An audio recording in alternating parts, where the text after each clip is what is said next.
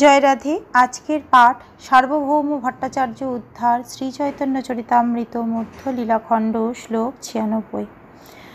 শুনিয়া আচার্য কহে দুঃখী হইয়া মনে, শাস্ত্রজ্ঞ করিয়া তুমি করো অভিমানী।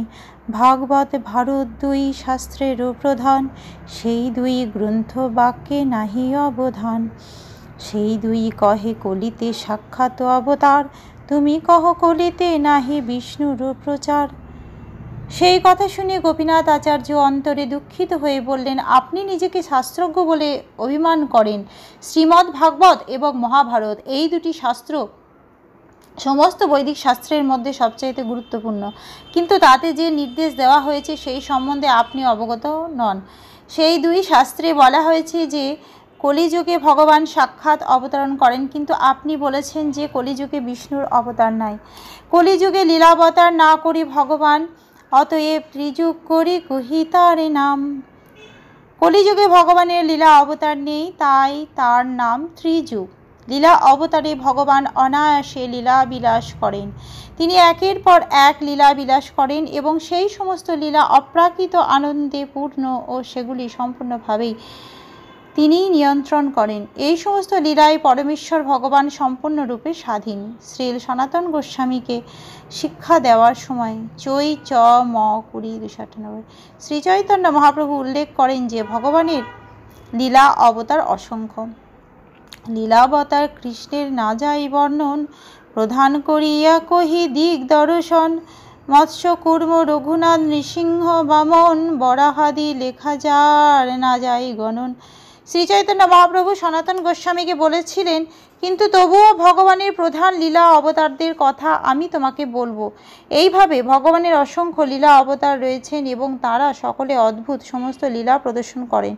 বরাহ অবতারে ভগবান বরাহদেব সমুদ্র থেকে পৃথিবীকে উদ্ধার করেছিলেন। কুর্ম অবতারে তিনি মন্দার পর্বত তাঁর পৃষ্ঠে ধারণ করেছিলেন সমুদ্র মন্থন করার জন্য, এবং নরসিংহ অবতারে তিনি তার নখ কমল দ্বারা হিরণ্যকশিপুর হৃদয় বিদীর্ণ করে তাকে সংহার করেছিলেন তার ভক্ত প্রহ্লাদ মহারাজকে রক্ষা করার জন্য। এগুলি ভগবানের লীলা অবতারের একটি অসাধারণ এবং অলৌকিক লীলা। শ্রীল রূপ গোস্বামী তার লঘু ভাগবতামৃত গ্রন্থে নিম্নলিখিত 25টি লীলা অবতারের উল্লেখ করেছেন। চতুষ্ষণ, নারদ, বরাহ, মৎস্য, যজ্ঞ, নরনারায়ণ, কপিল, দত্তাত্রেয়, শীর্ষ, হয়গ্রীব, হংস, ঋষিগর্ভ, ঋষভ, পৃথু, নৃসিংহ, কুর্ম, ধন্বন্তরী, মোহিনী, বামন, পরশুরাম, রাঘবেন্দ্র, ব্যাস, বলরাম, কৃষ্ণ, বুদ্ধ এবং কল্কি। তিনি শ্রীচৈতন্য মহাপ্রভুর নাম লীলা অবতার রূপে উল্লেখ করেননি, কেননা তিনি তার স্বরূপ আচ্ছাদিত করে অবতীর্ণ হয়েছেন ছন্ন অবতার। এই কলিযুগে ভগবানের লীলা অবতার নেই, কিন্তু শ্রীচৈতন্য মহাপ্রভুর রূপে ভগবান তাঁর অবতার প্রকাশ করেছেন। সেই কথা শ্রীমদ্ ভাগবতে বিশ্লেষণ করা হয়েছে। প্রতি যুগে করেন কৃষ্ণ যুগ অবতার, তর্কনিষ্ঠ হৃদয় তোমার নাহিক বিচার।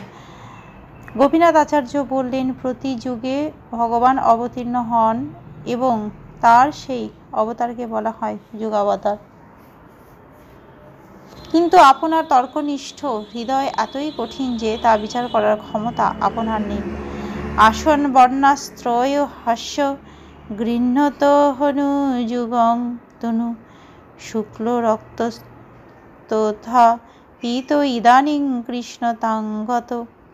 পূর্বে আপনার পুত্র যুগ অনুসারে 3টি বিভিন্ন বর্ণের শরীর ধারণ করেছিল, সেগুলি হচ্ছে শ্বেত, রক্ত এবং পীত। এখন দাপর যুগে সে কৃষ্ণ বর্ণ ধারণ করেছে। এই শ্লোকটি শ্রীমদ্ ভাগবত থেকে উদ্ধৃত। শ্রীকৃষ্ণের নামকরণ উৎসবে এটি গর্গ মুনির উক্তি। তিনি বলেন যে অন্যান্য যুগে ভগবান শ্বেত, রক্ত এবং পীত বর্ণ ধারণ করে অবতীর্ণ হয়েছিলেন। এই পীত বর্ণ সমন্বিত ভগবানের অবতার হচ্ছেন শ্রীচৈতন্য মহাপ্রভু। এর থেকে প্রতিপন্ন হয় যে পূর্বের অষ্টাবিংশতি কলিযুগেও ভগবান পীতবর্ণ ধারণ করে অবতীর্ণ হয়েছিলেন। বিভিন্ন যুগে সত্য, ত্রেতা, দাপর এবং কলি ভগবান বিভিন্ন বর্ণ ধারণ করে অবতীর্ণ হন। পীতবর্ণ এবং অন্যান্য বৈশিষ্ট্য নিয়ে ভগবান শ্রীচৈতন্য মহাপ্রভু রূপে অবতীর্ণ হয়েছেন, এটি সমস্ত বৈদিক আচার্যদের সিদ্ধান্ত। ইতি দাপর উর্বিশ্ব স্তবন্তি জগদীশ্বরম নানাতন্ত্র বিধানেন কলাবপি তথা শৃণু। কলিযুগে এবং দাপর যুগে বিবিধ শাস্ত্র এবং বৈদিক শাস্ত্রবিধি অনুশীলনের দ্বারা মানুষ পরমেশ্বর ভগবানের স্তব করেন। এখন দয়া করে আপনি আমার কথা শুনুন। আজকের পাঠ এই অবধি।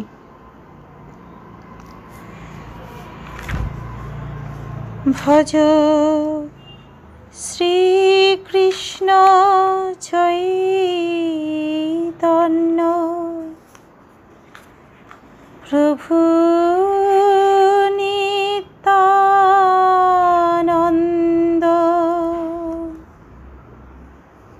শ্রী অদ্বৈত গদাধর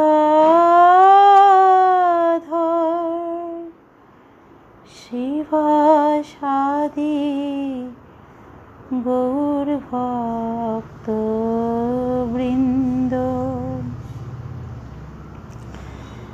হরে কৃষ্ণ হরে কৃষ্ণ কৃষ্ণ কৃষ্ণ